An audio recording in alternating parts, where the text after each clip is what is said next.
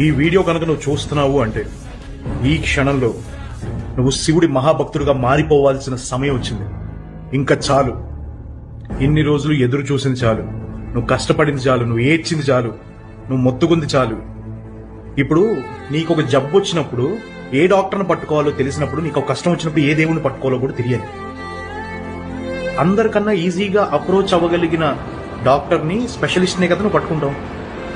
So అలాంటి ఒక specialist ఏ కష్టానికైనా దేనికైనా సొల్యూషన్ చెప్పగలిగిన వాడు పరమేశ్వరుడు. ఇది గుర్తుపెట్టుకో.